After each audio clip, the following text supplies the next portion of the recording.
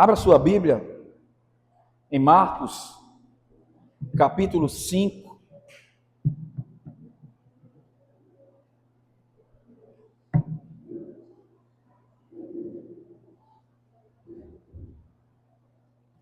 Marcos, capítulo 5, versículo 21.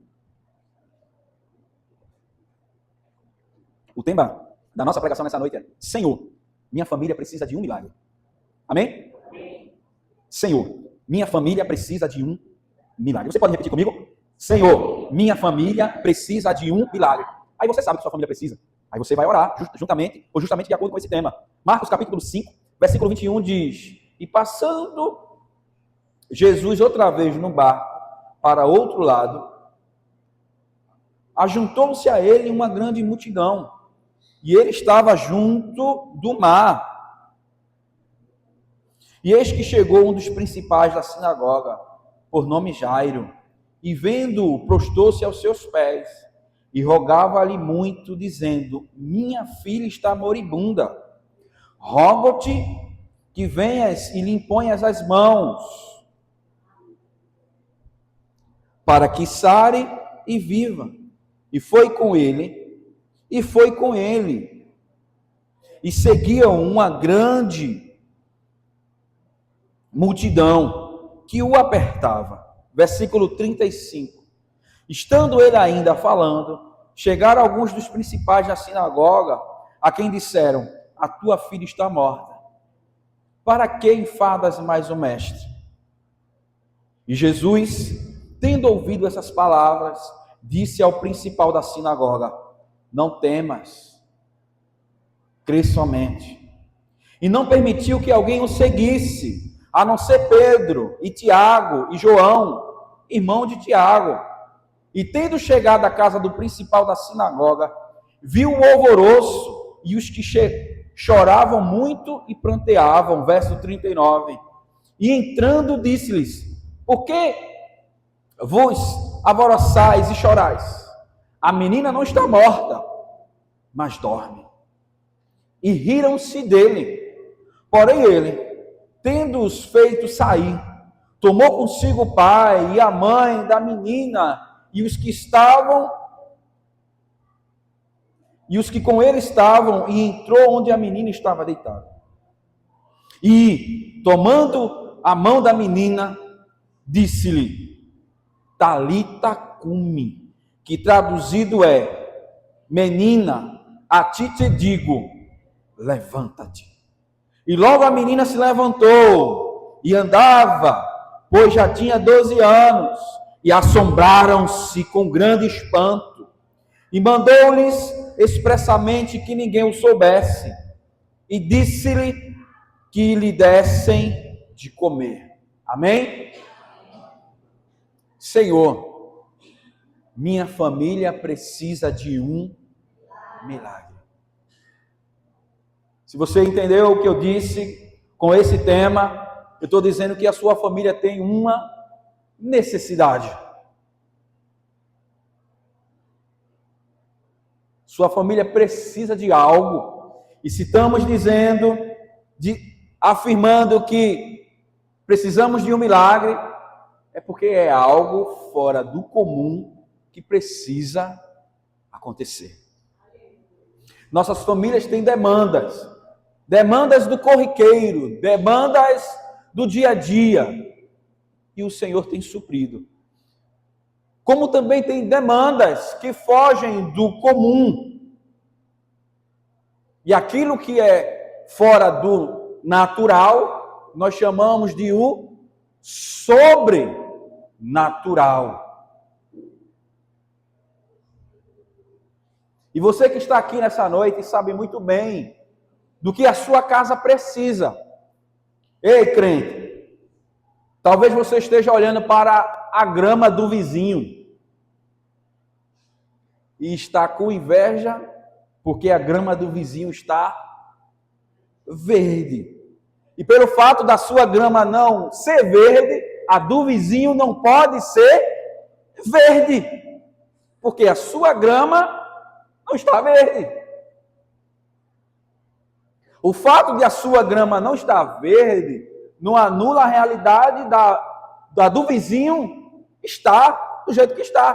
Porque talvez a grama do vizinho está sendo cuidada melhor ou do jeito do que você deveria cuidar. Você não está cuidando. Não existe família perfeita. Família perfeita é uma mentira. Pastor, eu vejo as suas fotos de Jéssica. Vocês se combinam. Eu olho a foto de vocês e nota 10. Glória a Deus. Mas nós não somos uma família perfeita. Pastor, você não tem vergonha de dizer que o senhor não é perfeito? Não. Se eu dissesse que estou sendo perfeito, eu estaria mentindo. Irmãos, o único onde perfeição ou beleza é correspondente à perfeição é Deus. Você entendeu? O único que é belo e é perfeito é Deus. Nós podemos ser belos, mas não somos perfeitos. E você entende a demanda que tem na tua casa hoje. Eu entendo a demanda que tem na minha casa hoje.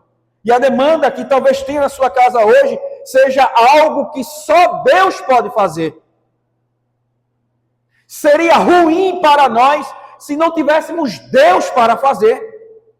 Se não tivéssemos Deus para fazer, teríamos um motivo para ficarmos ansiosos, tristes, desesperados. Mas como nós temos Deus por nós podemos ter e temos dele aquele a quem nós podemos recorrer. Existe um dito que diz que crente tem dono. Nós temos alguém que é por nós. Nós temos alguém que nos socorre. Deus é o pastor da família. E Deus não falta. Deus não falha. Deus não se atrasa. Nem chega adiantado. Deus sempre está conosco. E essa é uma razão para entendermos que quando estivermos diante de uma necessidade, podemos clamar a Deus.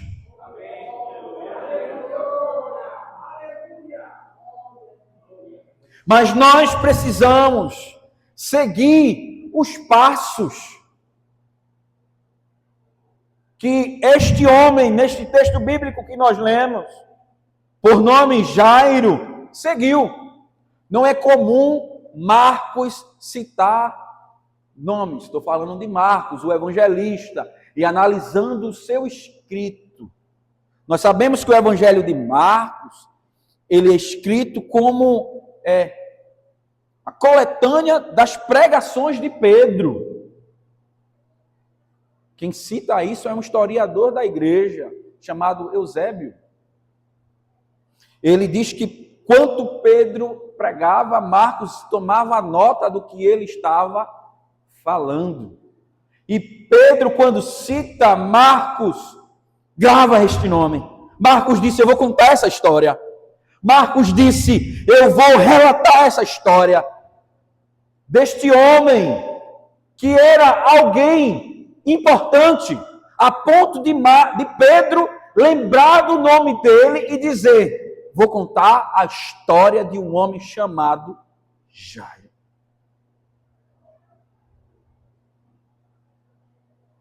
Pelo pedido de Jairo, por aquilo que motiva Jairo ir até Jesus, nós podemos entender algo do coração de Jairo.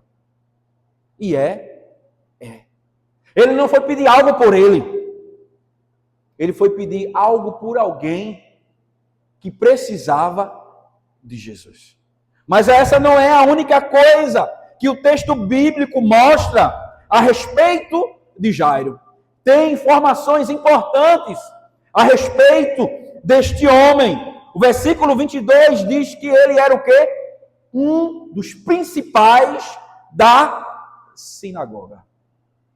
Ou seja, ele era um homem de grande importância. Ele era um homem que tinha um cargo. ele era um homem que tinha uma atribuição, ele era um homem que tinha uma tarefa. Jairo era conhecido como aquele que era um dos principais da sinagoga. Meus irmãos, essa cidade a qual Jairo comandava, essa sinagoga, não era um lugar que tinha muita gente como Vitória. No último censo de Vitória, eu já falei aqui, e o pastor que não é de Vitória não pode saber mais do que Vitória, do que os cidadãos de Vitória. Tá ok? O último censo foi contabilizado cerca de 130 mil cidadãos vitorienses. A cidade em que a sinagoga de Jairo estava não tinha essa quantidade de gente. Bem, mas bem pouca gente. Então, onde tem pouca gente, um chefe, fica evidente aquilo que ele representa. Então, Jairo, ele era responsável por fazer o seguinte na sinagoga. Ele dava a direção da adoração pública, a leitura das escrituras, a pregação, a oração pública. Ele, como dirigente da sinagoga, ele, como um líder, ele não era um mestre, ele não era rabi, mas ele era alguém que foi escolhido por essas pessoas, porque entendiam nele a capacidade de desenvolver esta tarefa. Quem visitava a sinagoga? Os fariseus. Quem visitava a sinagoga? Pessoas de grande influência.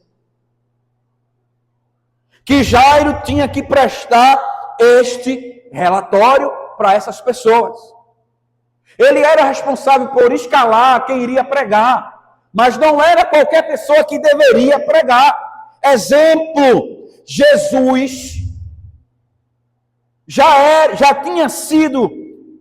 já existia um plano para matar Jesus. Marcos capítulo 5, verso 6.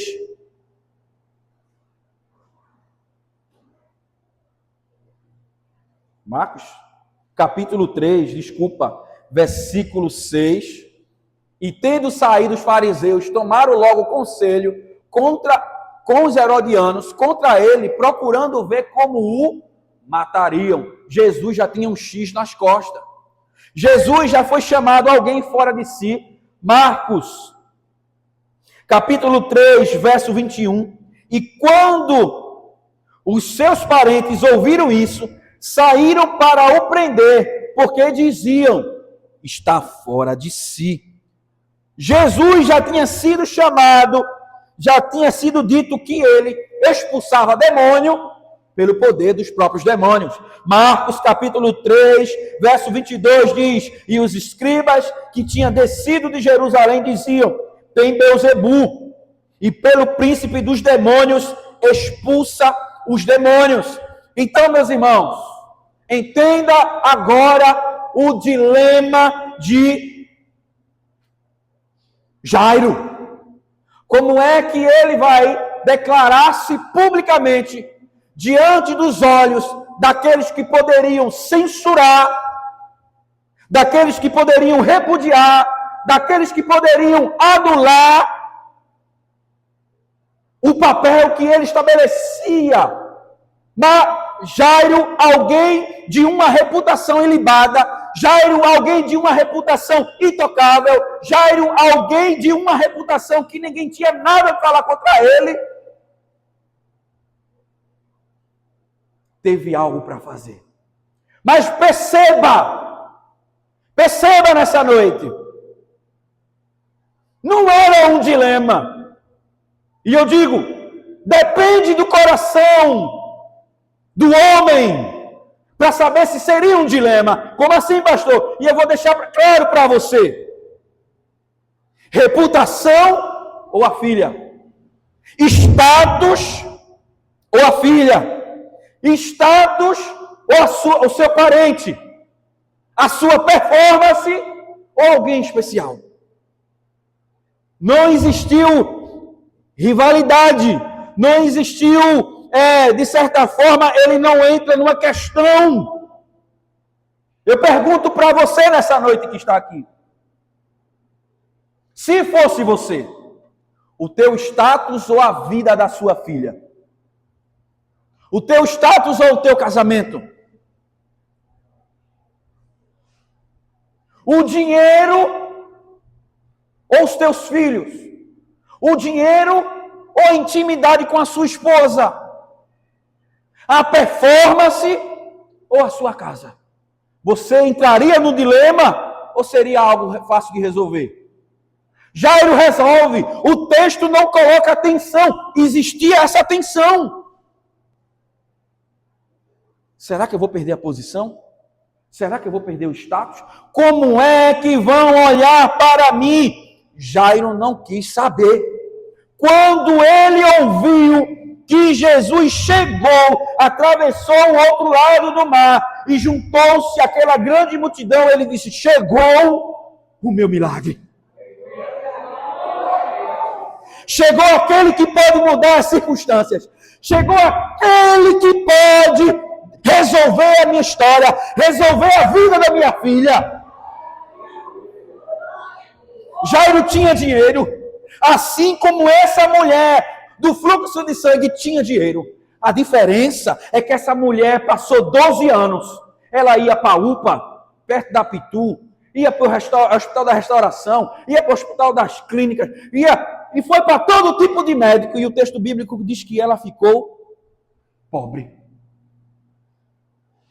Imagina a filha de Jairo, doente Jairo. Chama os médicos. Não deu jeito. Mas assim como essa mulher do fluxo de sangue, que sofria há 12 anos, e a filha de Jairo, que tinha 12 anos, ambas foram salvas por Jesus. A filha deles já estava perto de morrer. O texto bíblico diz, no verso 23, e rogava-lhe muito, dizendo: minha filha está moribunda. Que é uma forma de dizer, está perto de morrer. Meus irmãos, a Bíblia ela é maravilhosa. Veja como Marcos conta o detalhe. Vê o momento em que Jesus chega. Na história de Lázaro, Jesus chegou justamente consciente do que estava fazendo. Vou deixar ele morrer. Quando Jesus chega ali e Jairo sabe que Jesus estava lá, ela estava por um fio. Não é porque ele tinha usado todos os seus recursos que foi procurar Jesus. Mas é porque ela estava numa condição que a medicina não tinha mais como dar jeito. Tem uma música de Rose Nascimento que ela diz que tem coisas que só Jesus faz. E Jesus chegou no momento certo, no momento oportuno, para fazer coisas que só Ele faz. Então, o nosso primeiro ponto da nossa reflexão é que Jesus é o único capaz de fazer o que a sua casa precisa. Leve isso nessa noite. Jesus é o único capaz de fazer o que a sua casa precisa. Mas o que Jairo fez? Jairo não ficou em casa. Vou esperar. Jairo foi. Ele se esforçou. Ele se deslocou. Ele foi até Jesus. Irmãos, nós precisamos nos movimentar. Tem milagres que Jesus faz, que ele manda a gente sentar. O texto bíblico diz: aquietai-vos e saber que eu sou Deus. Tem texto bíblico que Deus diz o seguinte: arrudei, dê 7 voltas em torno da cidade e depois grite. Tem situação como a de Josafá, que ele manda a gente só cantar. Tem a situação como a de Senaqueribe, em que Isaías disse que nenhuma flecha vai atingir vocês. E enviou um anjo. O que foi que o anjo fez? Matou quantos? Mas tem situação que nós precisamos nos movimentar. Tem situação que nós precisamos fazer a campanha de oração. Tem situações que nós precisamos nos levantar de madrugada. Tem situações que nós precisamos jejuar. Tem situações que nós precisamos chamar os outros irmãos e dizer: eu estou precisando de guerreiros para lutar comigo. Você está com uma necessidade aqui nessa noite. A sua casa está. Mas como você tem reagido mediante tudo isso? Jairo foi até Jesus. E antes de pedir, ele se prostrou. Antes de pedir, ele adorou. Antes de pedir, ele mostrou a grandeza de Jesus. Como? Se prostrando. Mostrando que Jesus é significativo e ele insignificativo. Mostrando que Jesus é digno de adoração e ele é digno de estar prostrado diante de Jesus. Olha, mesmo que era urgente, a condição de Jairo ainda teve tempo de ele se humilhar diante de Jesus. E um homem de uma estatura, o presidente da sinagoga, grande, influente, se prostrou, porque não há gente grande que não se prostre diante de Jesus. Lembra de Naamã? Não tem rio melhor para eu mergulhar, não. É nesse rio aí que tu vai mergulhar. E tu vai aprender a ser humilde. Tem que ser 7 mergulhos. Deu o primeiro, deu o segundo, deu o terceiro, deu o quarto, deu o quinto, deu o sexto e deu o sétimo. Mas saiu a lepra.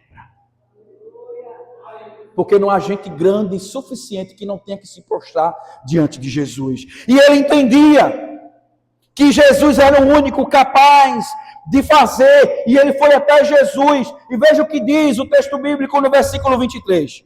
Meus irmãos, aprenda com Jairo. Olha o que diz o verso 23. E rogava-lhe muito. Espera aí. Quando nós queremos pedir algo com insistência, é porque esse algo é muito especial. Quando nós estamos insistindo num pedido, é porque isso é algo relevante. Quando nós estamos clamando e rogando, batendo na porta, lembra Mateus 7? Batei e abri-se-vos-á. Buscai que você vai encontrar. Quando nós temos essa demanda de pedir algo com insistência, é porque isso é algo muito importante. Jairo rogava-lhe muito, estava pedindo com insistência. Ele coloca, nós podemos aprender com ele 4 realidades. Primeira coisa, a insistência. A insistência faz parte de entendermos que Jesus é o único que é capaz de resolver aquilo que a nossa casa precisa. Mas a sua insistência não era por qualquer coisa. Ele faz um convite. O convite dele, ainda no verso 23, é: venha na minha casa. Ele faz uma proposta. Ele declara o que quer para Jesus. Ele diz para Jesus a sua necessidade. Ele diz: a minha filha está moribunda. Ele declara para Jesus. Ele fala: pastor, eu sou aquele crente que não pede nada a Jesus. É o quê? Tem que pedir. Eu sei que Jesus faz até coisa que a gente não pede. Porque se tudo dependesse da nossa oração, estaríamos perdidos. Porém, nós temos que pedir.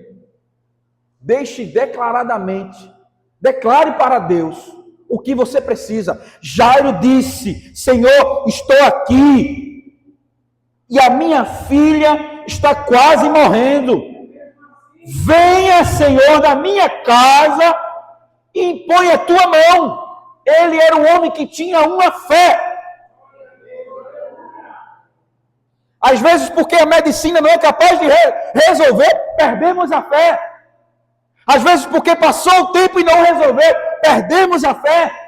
Jairo foi com fé até Jesus, mesmo a sua filha já quase morrendo, ele foi até Jesus Como está a sua fé? A Bíblia diz que sem fé é impossível agradar a Deus. Pela fé, os antigos obtiveram um bom testemunho. Hebreus 11, acho que verso 2. Como está a sua fé? É a tua fé que vai te impulsionar para a frente. É a tua fé que vai fazer você pedir. E meus irmãos, Jesus estava com uma multidão. Imagina uma agenda, atender uma multidão. Mas Jesus deu tempo para atender um homem só. Você está aqui na igreja dizendo assim, eu sou um nada. Ele não vai olhar para mim. Meus irmãos, meu irmão, se fosse por teu merecimento, ele não olharia de fato para você. Mas é graça. Segunda coisa, quando um crente clama, ora, roga, pede, ele responde. Porque um justo não fica sem resposta. Talvez não seja a resposta que o justo quer, mas um justo não fica sem resposta. Porque Jesus é aquele que cuida da nossa casa.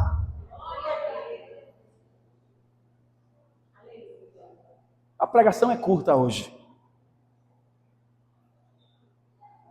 Bem curtinha.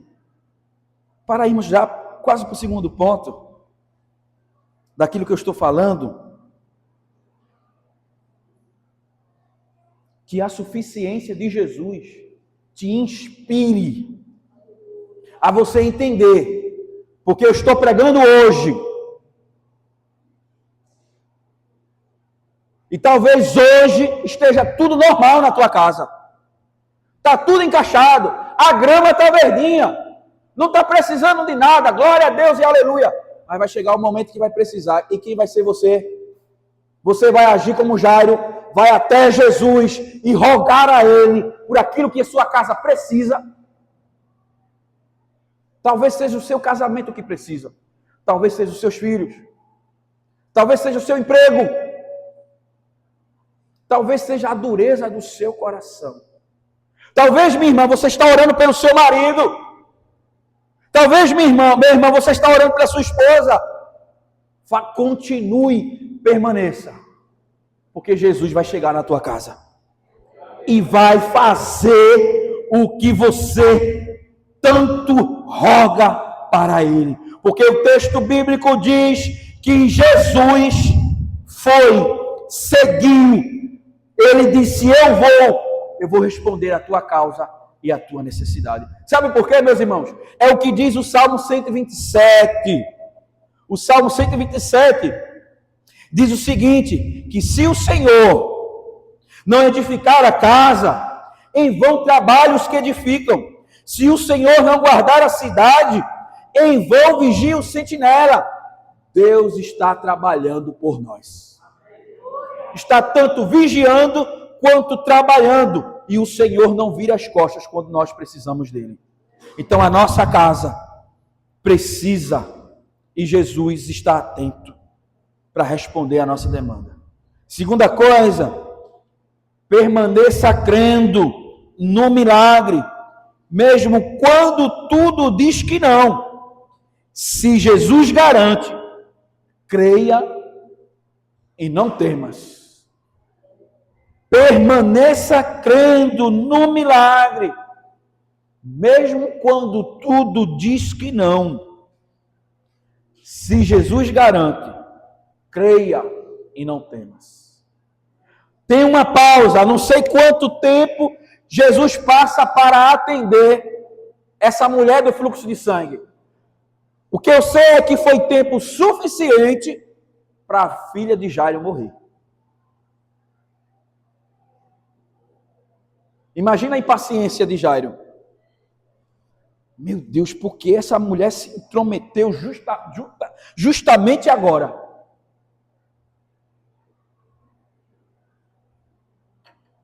Meu Deus, por que essa mulher? Por que Jesus atendeu essa mulher? Essa mulher está perto de morrer. A minha filha tem 12 anos. Tem muita coisa pela frente. Por que ele parou? ele não deveria parar. Imagina a mente de Jairo, a mente ansiosa, a mente desesperada, a mente aflita, sabendo que a sua filha estava por um fio, e Jesus para. Mas Jesus deu uma palavra para Jairo. O versículo 24, ele pede no verso 23, a oração dele é: venha na minha casa, coloque a mão sobre a minha filha para que ela sare e viva. Versículo 24 diz: e foi com ele. Foi com ele para quê? Para colocar a mão, para ela sarar e ela viver. Aí tem uma pausa, uma interrupção, algo fora do roteiro de Jairo. Mas o que estava fora do roteiro de Jairo não estava fora dos planos e da capacidade de Deus. Para eu e você aprendermos a crer que Deus é o Deus de milagre, de fazer coisas inalcançáveis para a nossa mente, talvez seja necessário morrer.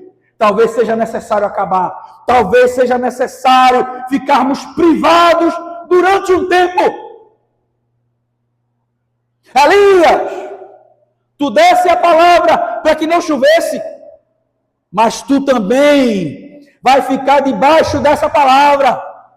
Vai todo dia comer daquilo que eu mandar para o povo, através do povo. Vai se alimentar de maneira sobrenatural. 3 anos, os pássaros levando para Elias. E tinha um riachozinho, o Querite, até o dia que secou. Quando secou, Deus disse: agora não vai fazer uma feira grande não. Vai para a casa da viúva. Senhor, essa prova não acaba. Fica na tua, que eu estou fazendo a obra. Aí Jairo disse: por que ele parou? Aí Jesus: eu vou me manifestar como um Senhor que vence a morte. Você está dizendo assim, ó: meu Deus, por que isso não passa?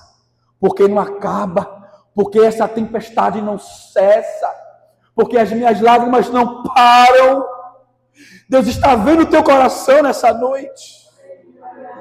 A sua fé talvez esteja indo embora. E Deus diz para ti: não temas, creia somente. Deus está dizendo para ti: não ligue para o que a multidão fala. Não ouça as palavras contrárias. Não seja levado por aquilo que os teus olhos veem. Seja guiado por aquilo que eu digo. Não temas, não temas. Creia, creia.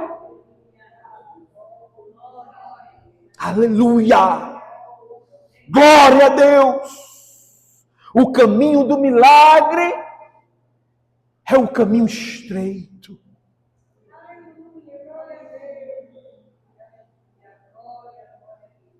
Mas tudo depende para quem você vai olhar. Tudo depende de quem você vai ouvir. Se Jesus garante, creia. Faz umas 3 ou 4 semanas. Faz umas 3 ou 4 semanas que a palavra que eu mais recebo é: receba a chave, receba a chave, receba a chave. Aí eu digo: Jesus, cadê aquilo que representa essa chave? Mas ele está dizendo: receba a chave, receba a chave. E eu digo: eu recebo. Vai chegar um momento que a chave que ele vai me dar, eu vou abrir. Eu não estou ouvindo nada, mas eu já recebi a chave. Nada justifica a chave que está dizendo que está recebendo na minha mão. Mas não importa se os meus olhos não justificam. O que importa é quem está dizendo. Jesus está dizendo: não temas, creia somente. Talvez o milagre que você precisa está justamente se você parar de temer. Você precisa crer. Aleluia! Glória a Deus! Labashuri candalaba, labashi. Dayasi, dayalabashi, alala.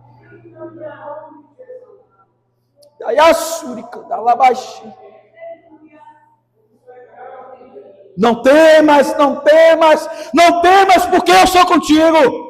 Não temas porque eu sou o teu Deus. Não importa se já estão marcando o velório, não importa se já estão dizendo que não tem mais possibilidade de ter vida. Jesus disse: eu vou chegar lá, Jairo, eu vou chegar à tua casa.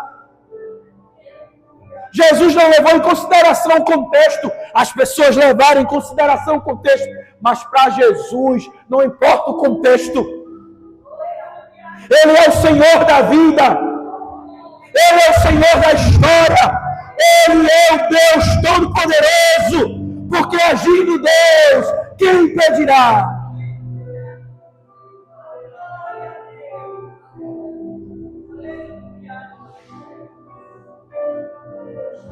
Aleluia! Tu és o Senhor dessa casa, ó Deus. Que venhamos entender que se a nossa família precisa, Tu tens poder, Senhor. Que o Senhor levante e estruture o nosso ânimo para crermos em Ti, Senhor. Porque é o Senhor que justifica o fato de não temermos.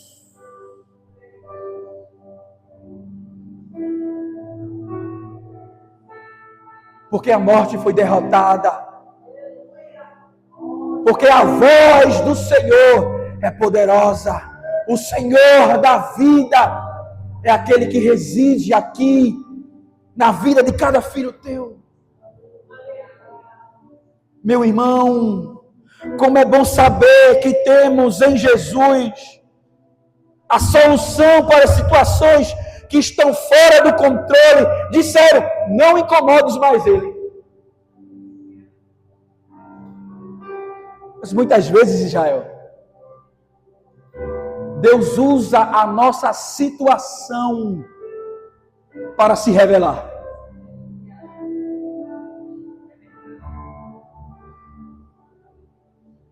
Entendeu, Zelma?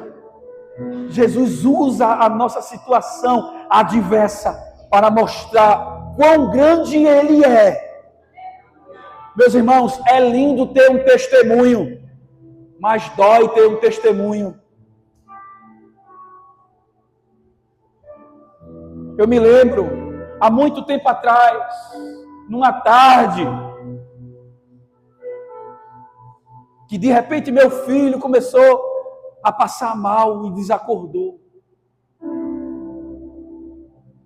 E ficou eu e minha esposa desesperados, sem saber o que fazer. Aleluia! Mas naquela tarde, o Senhor veio de maneira tão maravilhosa e enviou o socorro.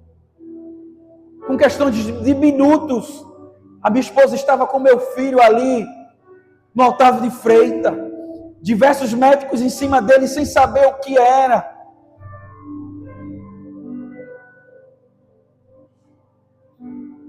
E ficamos desesperados. Fomos para casa sem saber o que era. Disseram, mas ele estava ali desenganado. Depois de 3 meses, aconteceu a mesma situação. E desesperados mais uma vez, socorremos o nosso filho. E dessa vez ele teve que ser transferido para a restauração. E ele passou 1 dia, 2 dias.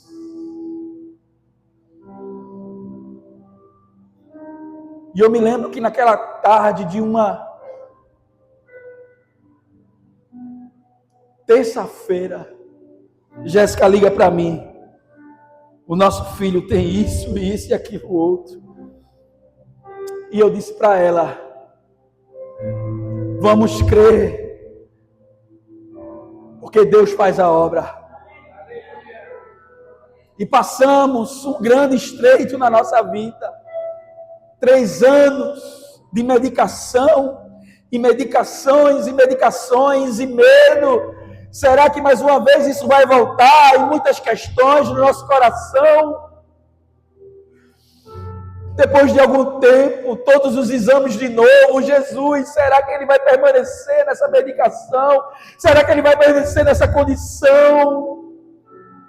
E tivemos que fazer todos os exames mais uma vez. Fizemos o primeiro, fizemos o segundo.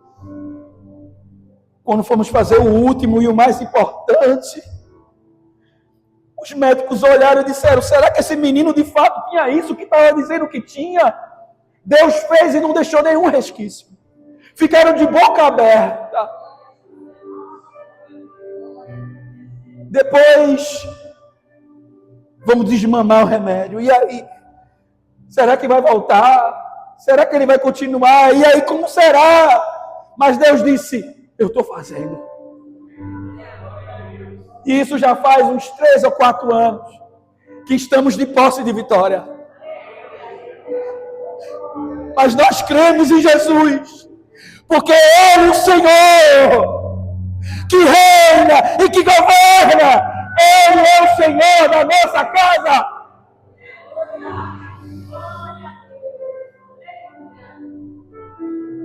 Aleluia!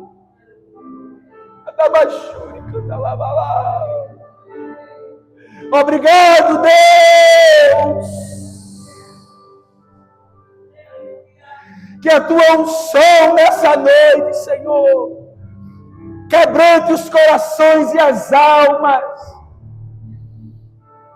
para que se renda a ti, Jesus. Eu pergunto para você, se você quer entregar a sua vida a Jesus, você tem a oportunidade para evidenciar a sua fé no Cristo que é o Senhor da sua vida. Você tem a oportunidade de expressar o quanto você quer servir e adorar a Jesus.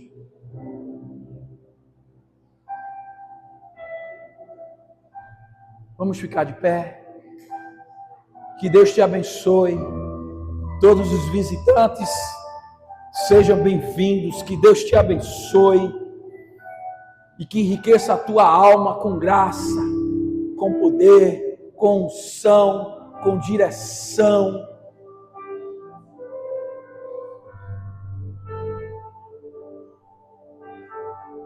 Quero dizer para a igreja que vocês não saiam para a igreja.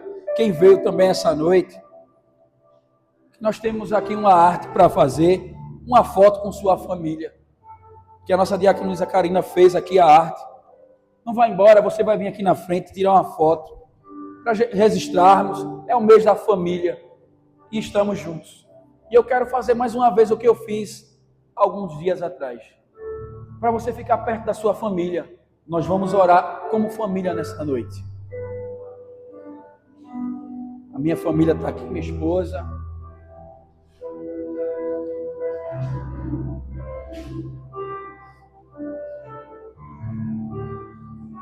Cadê? Solange, fica perto de Guilherme. A irmã Silvia vai ficar com sua família. Talvez seja a sua esposa que está aí do seu lado. Já olhou para ela nessa noite e disse como ela está linda?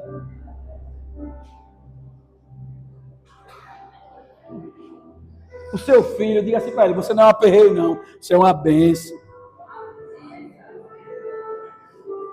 Irmão, fique só não fique, tá com alguém aí?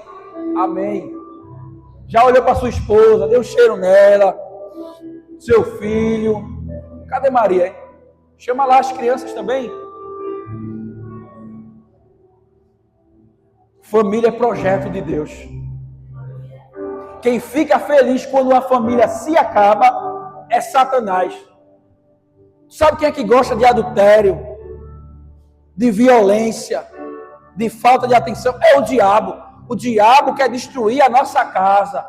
Mas nós não queremos destruir a nossa família, não. Eu fiz um contrato com ela, que é até que a morte nos separe ou que Jesus venha. Essa aliança aqui é o simbolismo que estamos aliançados. Não é isso? Não é isso?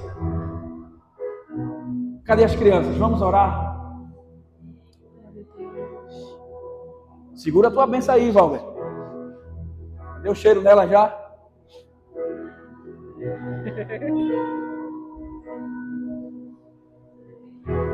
Eles estão sem entender nada.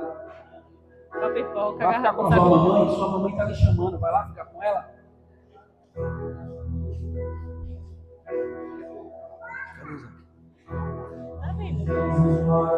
Fica aqui. Aleluia. Glória a Deus.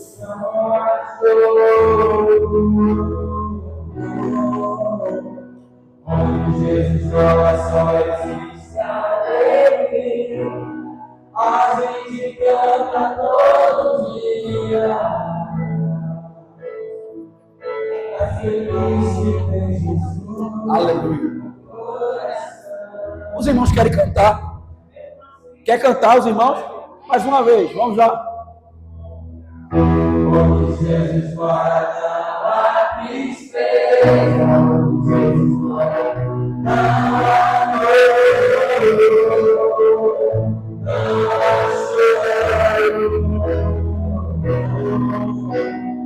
Onde Jesus fora só existe alegria, a gente canta dor. Aleluia! É feliz que tem Jesus no coração. Senhor, estamos aqui, Pai, como nossa família, reunidos de mãos dadas e oramos como família. Família que é o projeto do Senhor. O Senhor não desiste da família. E como foi dito, Senhor, não há sucesso que justifique o fracasso de uma família. Deus abençoa a nossa família. Abençoa os casamentos, as relações de pais e filhos e pais. Que a nossa harmonia possa ser possível e permanente. Quando tiver as coisas, Senhor, fora do normal, nos ajuda, Senhor, a ajustarmos. Mas que não permite, Senhor, que venhamos deixar que os desafios nos dividem. Que os desafios, Senhor, as mágoas, as dores, não permita que possamos viver, ó Deus, porque vai acontecer falha, mas que haja perdão, que haja, Senhor, diálogo, que haja amor, que haja respeito, que haja oração, que haja fé, porque uma família consciente da Tua graça é uma família que permanece. Que o diabo perca e que o Senhor reine. Que o diabo perca e que o Senhor ganhe. Que o Senhor seja vitorioso. E a nossa casa diz: amém. Receba a bênção do Senhor. Que o amor de Deus, a graça do nosso Senhor Jesus Cristo, a comunhão e a consolação do Espírito Santo seja com essa amada igreja, hoje, amanhã e sempre. E a igreja diz: amém. Glória a Deus.